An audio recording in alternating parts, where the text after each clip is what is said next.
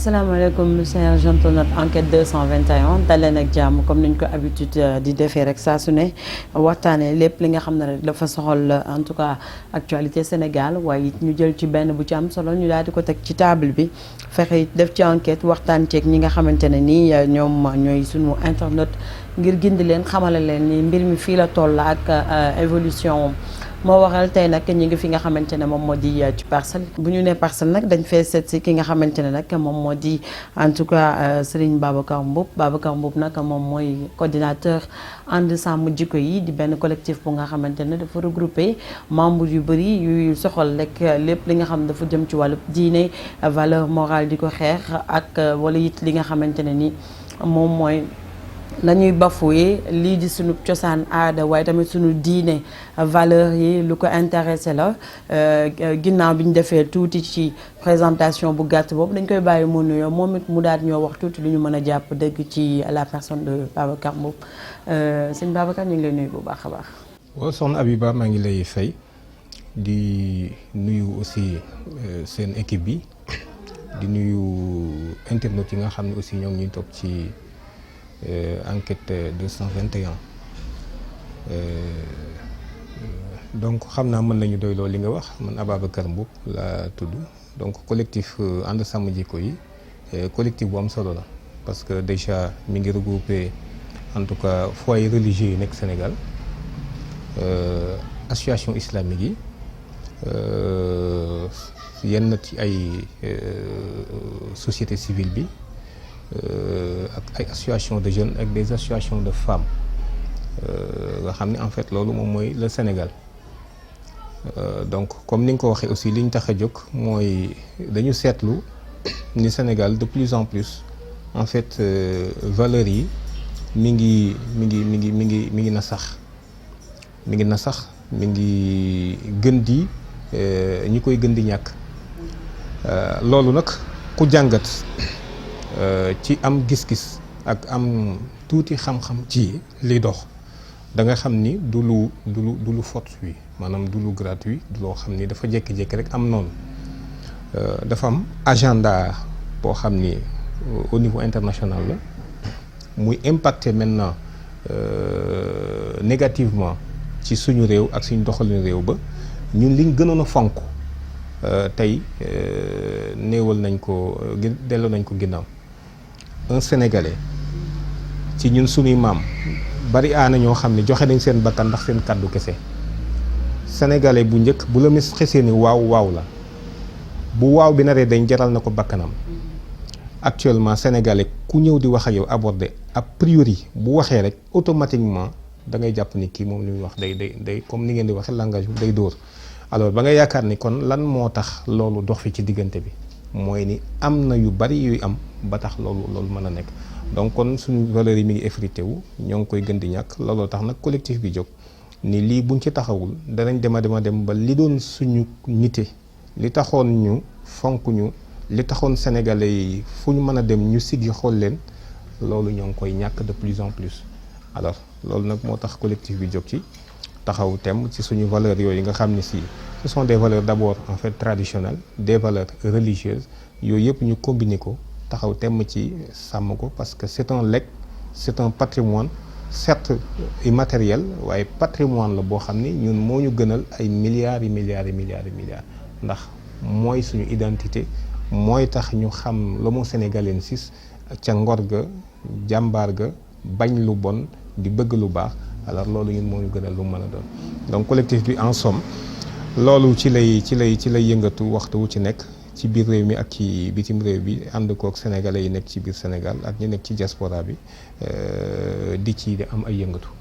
exactement bana na ngeen taxawal collectif bi ndax bu ñu fàttali ko ci ginnaaw amoon na benn groupe bu nga xamante ne ay secte lañ wala en tout cas jokkar bi nañ leen baaraam ba ñu ànd ak benn waykat bu mag di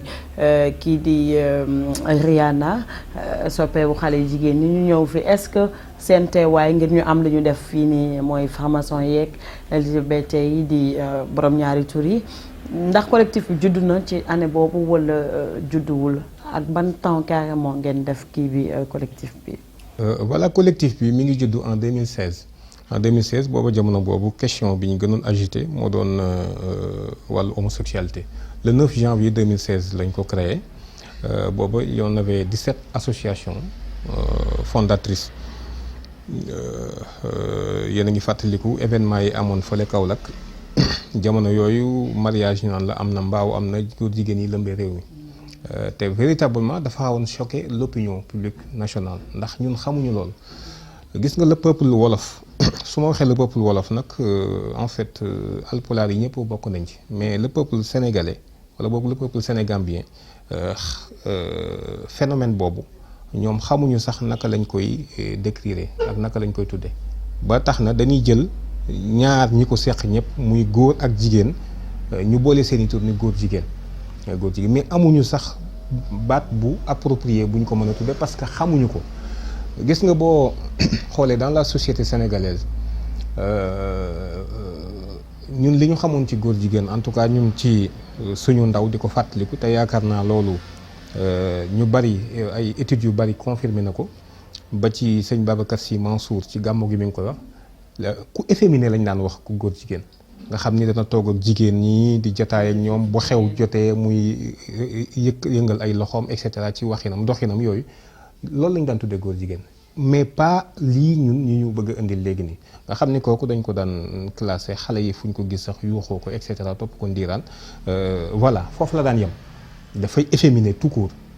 léegi nag ñu dem a demam ba dégg ñu naan ñu bon maye nañ fii ñaari ay góor jigéen daje nañ fii en plus def ci ay posté ko ci réseaux sociaux yi wala am presse une certaine presse yu ko génne loolu ci lañ ni nag attention lii dafa mel ni lii raam ci ñag bi la jëm suñu jógul jéem ko arrêté léegi ni de toute façon ils vont nous imposer en fait cet agenda là looloo waral 2016 le 19 janvier 2016 ci lañ créé le collectif non à l'homosexualité alors bi ñu ko créé dox ci tuuti def nañ ci ay jotaay ñun ñi ñu ci bari téye nañ ñu ci lacrymogène nañu dóor nañ ñu ci lu nekk def nañ ñu ko mais n'empêche ñu taxaw ci ba finalement xëy na attardé na un peu agenda bi ba vous vous rappelez bien bi fi Obama dikkee aussi c'était un peu plus tôt sax en 2014 bi muy interpellé en fait le chef de l'État daf ko waxoon ni pareeguñu peut-être processus la boo xam ne ñoom dans leur subconscient ñoo ngi dérouler un agenda boo xam ni peut-être dana mën a masa pare ji ci kanam alors bi ñu doxee à peu près 1 an ci la ñu gisaat yeneen phénomène yoo xam ne mi ngi surgir aussi di gën xam nga sénégalais man jàppuma ni sénégalais yi dañoo gën kenn man jàppuma loolu mais quand même dañu am valeur yu am solo yoo xam ni même ku ciy def lu bon sax doo ko bëgg a fesal donc muy loolu ñuy tuddee sutura nga xam ne ku ciy def lu kii sax da nga koy nëbbatu doo bëgg koo wax doo bëgg aussi ku ciy dellusi mais ñu gis ay site pornographique yoo xam ni déjà dañ ko domicilier laal ci turu Sénégal wala Dakar gis aussi ay vidéo yoo xam ni la plupart du temps ñi ñu ko tourné en fait yëguñu sax ni tourné nañ film bi ci ñoom te ay kilifa la ñuy doon y a eu en fait un maire bu ci bokkoon adjoint benn maire y a eu des personnalités et cetera ñu ni mais attention lii fi mu jëm fan la parce que ñii waxuma la sax ñoom kilifa yi nga xam ne dañu am njaboot mais même xale bu ndaw ba lycée bi nekkoon je ne sais pas ci banlieue bi ay xale yoo xam ni seen film dugaloon nañ ko ci mais ñooñu dans 30 ans mais ay borom njaboot la ñuy doon seen njaboot loolu des ci kii bi ñu naan leen yéen seen yaay fi defoon lii seen donc dafay topp seen njaboot fi mu nekk nii ñu ni kon lii aussi jar na jóg bien vrai que cas bu xawoon difficile la interpellé ci état bi parce que loolu état moo ci mën a servir soo demee par exemple tey lu mel ni Chine Arabie Saoudite Iran par exemple Corée du Nord et cetera mais c'est des pays yoo xam ni du lu la neex nga def ko fa diffuser ko dañuy tëj seen espace dañ koy tëj te loolu c'est fort possible mais actuellement bordel bi am fii Sénégal la faute incombe particulièrement en fait aux autorités politiques amuñu volonté politique pour aar suñu askan wi ba lu waay neex rek mën ko dugal ci réew mi donc def nañ ci ay combats yu bari ba 1 an quasiment après aussi y a eu aussi l'autre là le peintre là Ousmane Ndiaye Dago moom aussi bi muy exposé fii à Dakar en 2017 xam nga moom dafa xaw a particulier un peu donc le plus souvent dafay bàyyi ba ay événements jege si par exemple tabaski korité gàmmu màggal et cetera donc mu jël ay jigéen xëy na soxla nañu xaalis ndax jigéen ñi gis nga événements yi niñ ko di fonke ak fi ñu ko teg alors mu jox leen xaalis moyennant summi leen bañ set jël ban diw leen ko donc pour mën ci jël ay cliché ay pose alors loolu lay toujours exposé ci àdduna bi ba bi mu ko bëggee def Dakar nag aussi ñun ñoo empêché loolu ci lañ taxawaloon nag ànd sàmm jikko yi ci année boobu en 2017 alors mais presque un an après wala quelques 8 mois après en janvier vers le 10 janvier la ñu am écho ci am na benn manifestation bu war a am à Dakar parce que Dakar moo war a doon la capitale de la franc-maçonnerie mondiale africaine voire mondiale bon bi ñu investir donc on s'est réunis le 14 le 15 ci lañ taxawal le collectif non à la franc-maçonnerie pour empêcher en fait les réframs. Les réframs c'est les rencontres humanistes fraternelles africaines et malgaches. Ma rappelé ni le réfram yooyu donc à Dakar lañ ko créé woon en 92 c'était sous le magistère de Diouf qui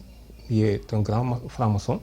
alors moom moo ko taxawu woon ba ñu créé woon ko fii donc mu doon réunir les francs-maçons en Afrique et au Madagascar. Ces rencontres là chaque fois dañ ci daan convier en fait les autres maçons dans le monde que ce soit en Europe et cetera en Amérique en Asie et cetera donc ñu daje defi seeni lël pour def projection maintenant sur la société africaine ak société mondiale ban impact lañ ci war a ban orientation lañ ci war a def naka lañ ci war a taxawee et cetera pour en tout cas seen agenda ñu mën ko dérouler. Donc c'était la 27e édition lañ prévoir doon def ko fii Dakar le 2 et le 3 février 2018 mais xam nga CPMA mi moo ko doon jiitu aussi moom mooy directoire u réfram yi CPMA mi mu ngi waroon am le 31 et le 1er février 31 janvier alors ci la ñu sose nag 3e niveau collectif bi muy le collectif non à la franc-maçonnerie donc combiné ko maintenant nag ak yeneen ñaari collectif yi ko jiitu woon muy collectif muy ànd sàmm jikko ak le collectif non à l'homosexualité maintenant léegi def ko benn muy collectif boo xam si mi ngi réunir presque une quarantaine de structures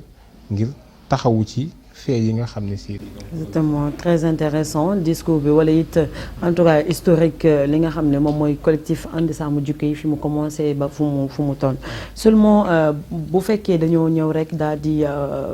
xëtt bunt bi bousculé wu carrément pour ñu mën a yegsi ci salon bi comme ni ñuy waxee waxtaan.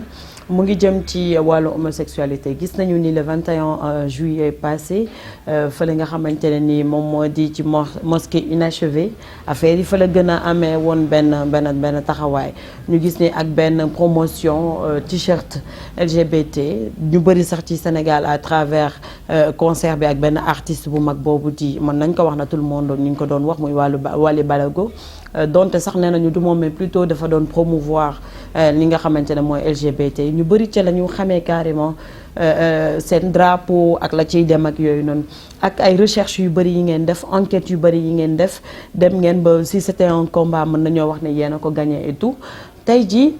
gis nañu fële nga xamante ne ni moom moo di ci Mauritanie wane nañ fi ay borom ñaari tur yi sabaru ci benn mariage bu metti en tout cas ñuy def comme yëfu jigéen ça carrément mën nañu wax ne ay travesti lañ fa gisoon ay drag queen lañ fa gisoon ak yooyu noonu ñu daal di xëy gis ni le 6 jàpp le 14 mën nañoo wax ni février bi ñu nekk ni y'a monsieur Justin Trudeau bu premier ministre Canada ne day ñëw seet si waa Sénégal mais ak li fi war a am yëpp ñëwam njéeg yi fi xew yëpp pourtant dina ñëw pour wàllu gaz papa dina ñëw ci ressources yi fexe diggante Sénégal ak Canada gën a tax lan moo tax ngeen jël ci point wu LGBT bi carrément góor jigéen gi en tout cas borom ñaari tur yi ngeen yaakaar ni loolu impérativement moo ko indi donte bokk na ci agenda bi ko indi mais rek ñu gis ni ànd sàmm jikko yi à travers yow Babacar Mboup coordinateur nga def communiqué pour lui mettre en garde. Voilà donc en fait wax nga ko. D'ailleurs boo xoolee suñu communiqué dañu wax ne ñoo ngi koy souhaiter la bienvenue ñoo ngi koy teeru ngir tatagal ko di ko jox aussi cëram di respecter aussi askan wi nga xam ne ñoom la représenté muy Canada parce que Sénégal réewum teraanga la te it dañoo tëdd nekk ci jamono joo xam ni li ñuy wax on ne peut plus vivre en autarcie c'est-à-dire amul kenn koo xam da ngay mën a tëju rek daal ni man damay tëju du ma jëflanteeg kenn donc adduna bi noonu la tëddee ba tax na kon ñun dañu war a jëflanteeg Canada comme ni ñuy jëflanteeg France comme ni ñuy jëflanteeg Allemagne comme ni ñuy jëflanteeg yeneen askan yi ak yeneen xeet yi mais lii ñuul ci soow mi mooy dernier point bi nga tudd je pense que Sénégal boo demee ci constitution dañuy wax ne en fait le peuple sénégalais souverain ñun ci accéder nañ à la souveraineté internationale kon ñoo moom suñ bopp bu fekkee ñoo moom suñ bopp nag dama koy supposer kon liy dox ci suñu réew ñun ñoo koy wax waaye keneen du jóge ci àll ba ñëw di ñu ko wax man j'ai pas de problème te it man yaakaaruma ni tey président Macky Sall am na fitu départ Sénégal dem ba Canada dem ci premier ministre bi naan ko bon dama bëgg ngeen def lii ci droit de l'homme ak nangam juróom-ñaar fukki xelam xalaatu ko mais lan moo tax kon inversement le premier ministre canadien war a ñëw Sénégal comme ni ko Obama ñëw di ñu wax ñoom seen gis-gis ak seen xalaat ci loolu. mais déet loolu damay bàyyi nit ñi ñu apprécier seen bopp loolu lan la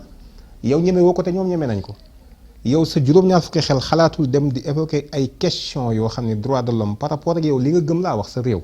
dem di leen ko wax ñoom la ñu gëm seen réew ñu bëgg ñëw di la ko imposer. démb rek y a un citoyen canadien boo xam ni dafa mi ngi ma doon woo nam na mais attention man j'ai lu votre communiqué mais ñun canadiens yëpp ànduñu ci góor jigéen ah ñun ñëpp ànduñu ci. mais ñoom légaliser nañ ko seen. bien sûr mais xam nga avec la démocratie ak yi demee donc peut-être que majorité mais mënuma ñun ñëpp ànduñu ci peut-être que moom dafa bokk ci minorité bi. ma rappelé ni Justin Trudeau nga xam ni falaat nañ ko deuxième fois fi mu nekk ni mi ngi ci deuxième mandat bokk na ci. soutien wala ñuy jàppale LGBT yi ci àdduna bi ñi ci gën a dëgër ñi ci gën a am solo am influence d'ailleurs loolu moo tax mu inscrire ci agendam bu ñëwee Sénégal question boobu dañ koy évoquer ak le président Macky Sall.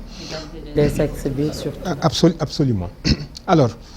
moom Justin Trudeau man damay rappeler ni en novembre 2017 am na benn waxtaan bu mu defoon ci parlement canadien bi. di wax ni moom mi ngi jéggalu mais askanu Canada ñoo ngi jéggalu ñoo ngi rëccu li nga xam ne dox na fi dans les années 50 et 60 environ 3000 Canadiens bokk ci armée bi police gendarmerie plutôt police justice bi administration nga xam ni dañ leen a dàq wala ñu xañ leen seeni droit ndax góor jigéen lañu woon mu ni ñooñu maa ngi leen di jéggalu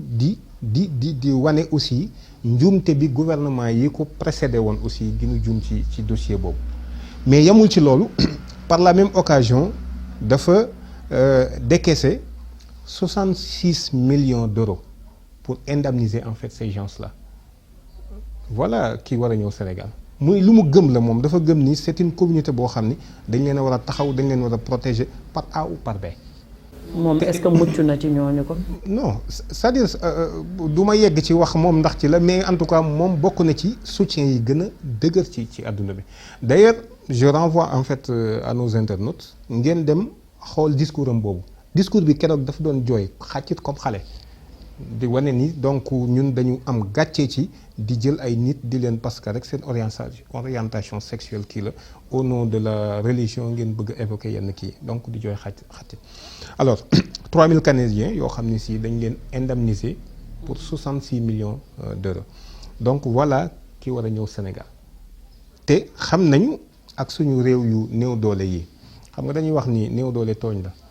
wala fii loolu la ñuy lépp boo néew doole tooñ la mais ñun suñu néew doole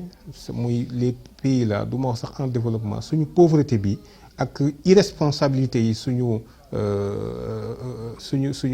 autorité politique yi dafa tax waxtu wu ci nekk ñun duñu génn ci gouffre ndax le peu de moyen bi fi nekk entre guillemets ñoom dañ koy jël gestion bu gabegique lañ ci def yàqate ko ba nga xamante ni léegi ay institutions internationales wala yeneen institutions privées ñoo fi ñëw imposer la voie à suivre te suñ lay wax les questions liées au développement ou à l'aide au développement mais dañuy boole ay conditionnalités et ces conditionnalités là en tout et pour tout toujours li ciy jiitu en fait ce sont les questions des droits de l'homme ce sont ces questions là la protection en fait des minorités et cetera donc loolu moom moo tax ñun ñu attirer attention xamal ko ni ko ñun on l'a à l'œil ñoo ngi koy teeru mais on l'a à l'œil du ñu nangu benn manœuvre boo xam ne dañ koy def ci suuf pour imposer ñu un agenda boo xam ne si dëppawul ñun ak suñu cosaan mais par la même occasion aussi ñu waxaale en fait le président Macky Sall pour une fois mu seet ci yàlla seet ci boppam maanaam tëju tuuti xool am xelam xam ni moom kii ñëw ci moom war naa jàpp ni moom daraja jooju am na ko kay askan na ko fal moom tamit askan moo ko fal xam nga ñoom en fait seen système en fait de gouvernance parlementaire la quoi donc premier ministre bi moom mooy kii donc moom la ñuy fal quoi alors askan na ko fal moom tamit askan na ko fal kon na wax ak moom à d'égale dignité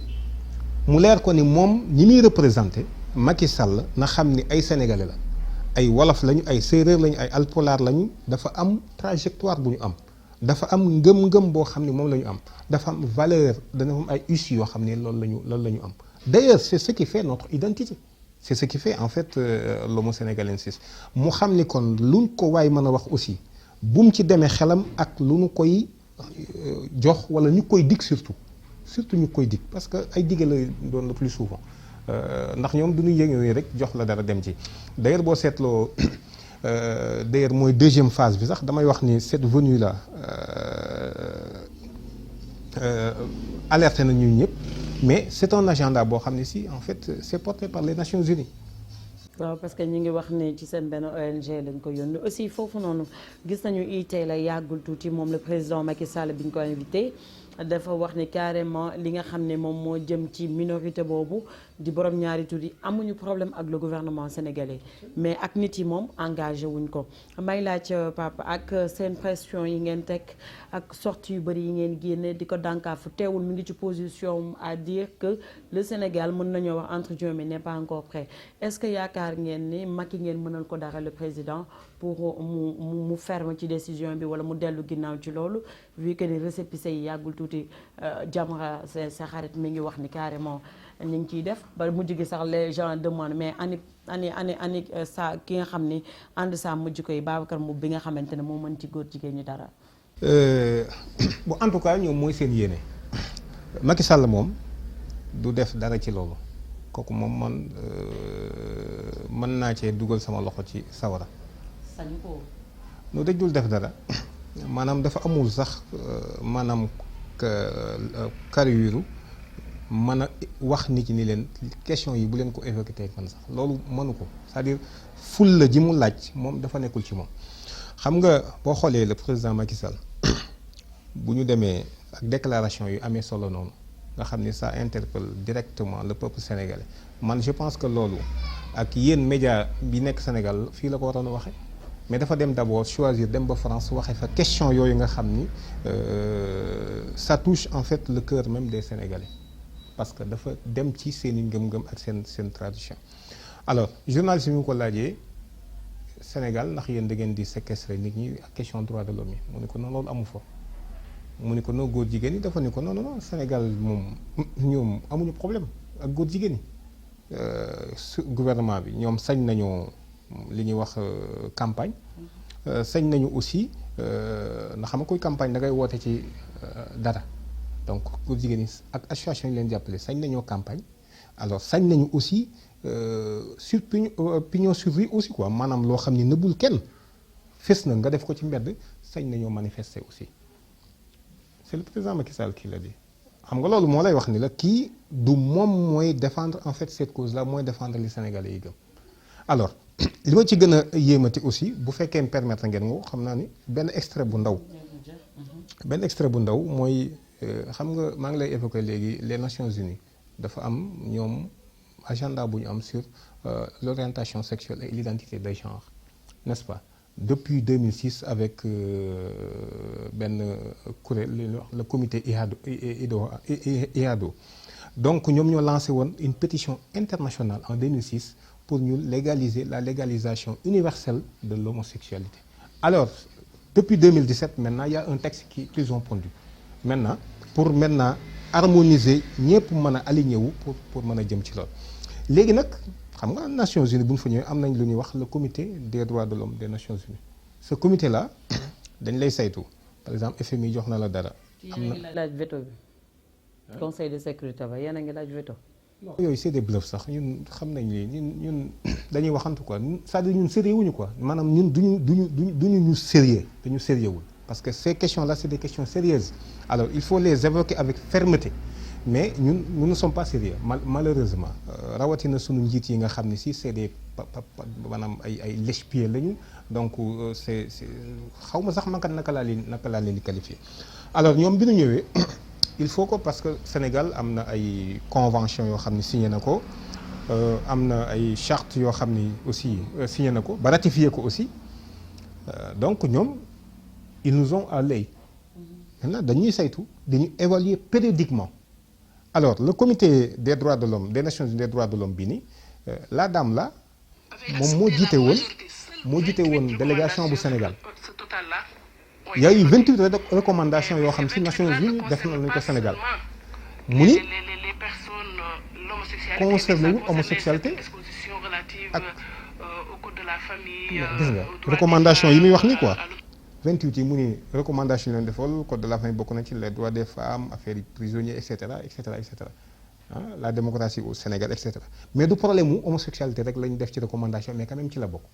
xam nga c'est important cette information. Autorité parentale. Autorité parentale. Donc, pour revenir sur votre question spécifiquement, je voulais juste préciser que la loi sénégalaise n'interdit pas en tant que telle l'homosexualité. xam nga loolu leer na lii ci délégation sénégalaise bi mu demee ci comité boobu ma lay wax la le comité des droits de l'homme des Nations Unies ñu leen di évaluer ba xam fan ngeen toll ci recommandation yi leen joxoon au nombre de 28. ñu ni ñoon dañ leen di rassurer ni leen Sénégal ñun kenn terewu fa góor jigéen. xam nga lii lu leer la c'est la position officielle du Sénégal. kon nañu jàpp ni li xew Sénégal ak ñoom bu ñu génnee la ñuy wax du benn. mais c'est pas la même chose. moo tax toujours man je suis frustré damay écœuré wu ci cette question là bu ñu koy aborder ba noppi kilifa diine yi surtout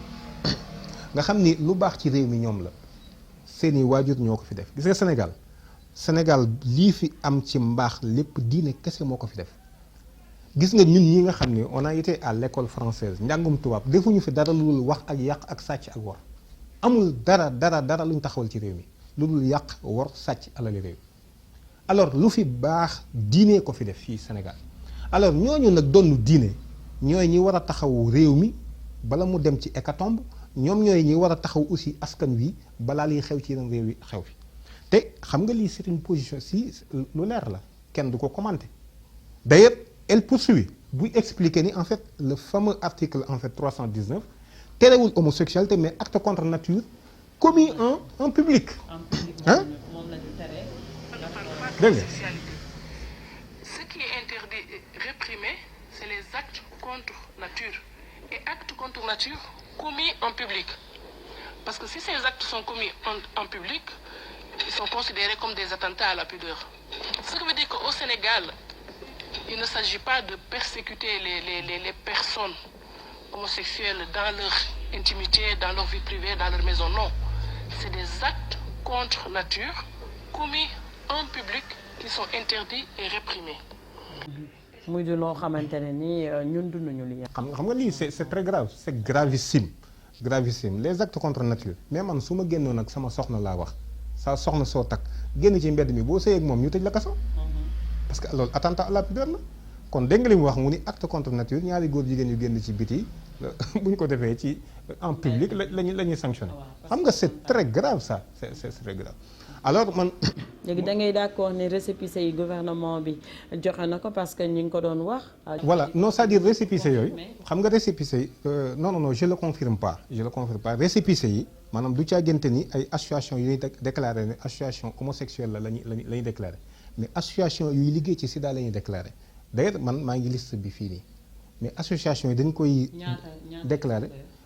non bari na une dizaine la. d'associations actuellement yuy œuvre fi mu nekk nii ñenn ñi ñoo ngi Dakar ñenn ñi ñoo ngi dans le Saloum ñenn ñi ñoo ngi ci yeneen zones yu Sénégal mais du ñu déclarer parce que objet bi dofuñu quand même du ñu déclarer directement ni ñoom association góor jigéen lañu bu ñu ko defee du ñu leen jox récépissé mais dañuy déclarer ni association lañu yuy liggéey ci sida tout en sachant que góor jigéen ñi ñoom ñoo am rapport ak sida n'est-ce pas loolu la mooy ay prudence ay AIDS Sénégal ñoom Diadji et cetera ñoom sourire de femme Miss Kébé et cetera ñooñu la n'est-ce pas donc ñoom ci sida la ñuy déclarer wala xeet yu demee noonu naan dañuy protéger les comment dirais-je encore les communautés minoritaires comprendre et puis ça saute boo calculer da ngay gis ne effectivement ñii ils sont minoritaires dans le Sénégal alors ñoom lañ bëgg a liggéey moo tax gars yi di leen jàppale notamment lu mel ni ambassade bu ci jàppale en fait ces communautés là di leen financer tous les jours yooyu yëpp documents yëpp ñoo ngi ko yoon mais li ñu ci gën a intéressé rek mooy. ban dànkaafu ngeen di dànkaafu pour ñu daal di kii. voilà mais bala ma ñëw ci dànkaafu bi sax maanaam man dama bëgg kilifa diine yi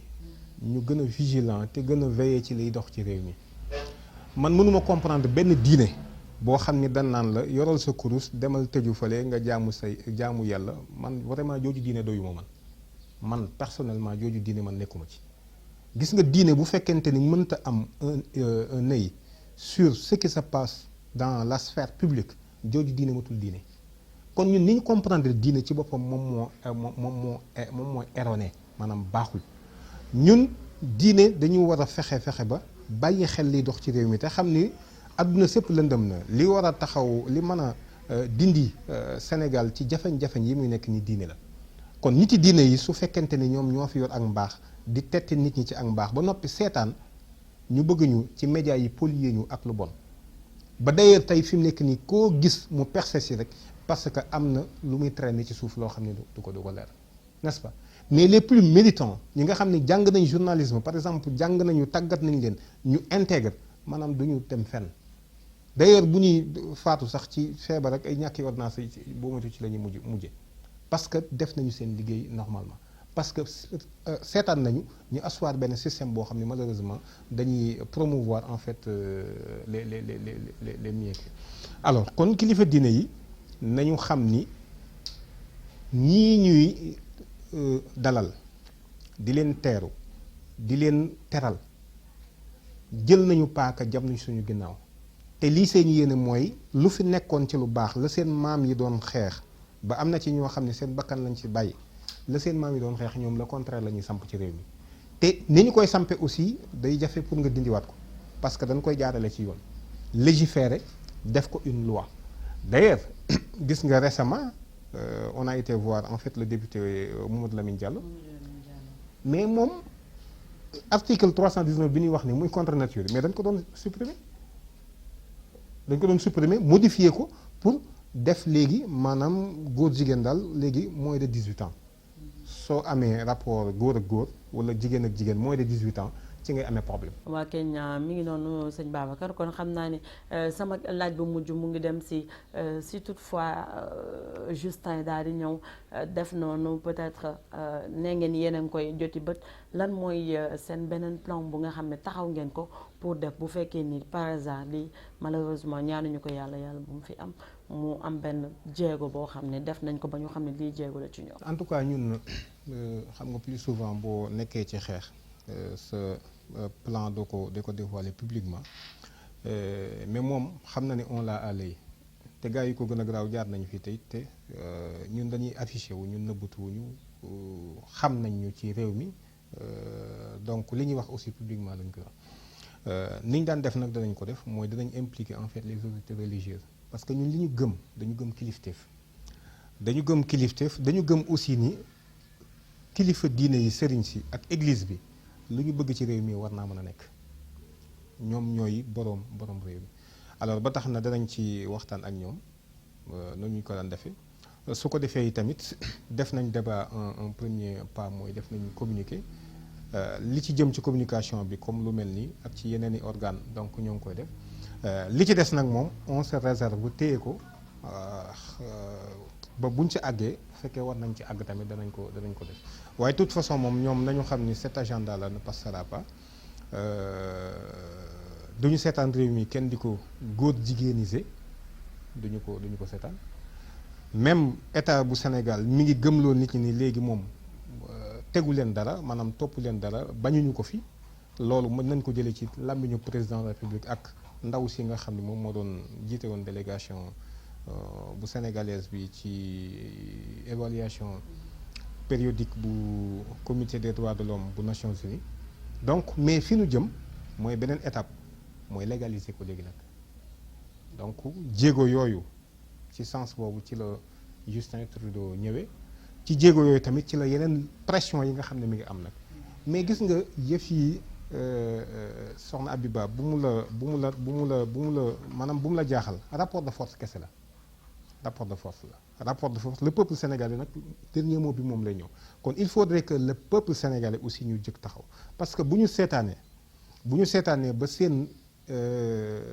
yu bon yi ñu daganal ko ci réew mi nañu wóor ni amatuñu lay suñu digganteeg suñu borom te suñu dund gépp nañ xam ni jënd nañu ak lëndëm joxe ak leer donc loolu moom mooy li am. mooy kenn jaajëfal nañ ko bu baax a baax mu nekkoon Ababacar Mboup coordinateur collectif ànd sàmm jikko yi remercier ko bu baax a baax na ñoom nag dañoo yàgg xeex lool jëm ci non seulement franc-maçon waaye tamit ci li nga xam ne moom mooy wàllub góor jigéen beeg lesbienne beeg traversé cure ak yooyu yëpp donc ñu ngi leen ci ñaanal bu baax suñu borom daf ci xewal waaye tamit di wax xale nit yi sénégalais yi que c'est un combat boo xam ne du ñàkk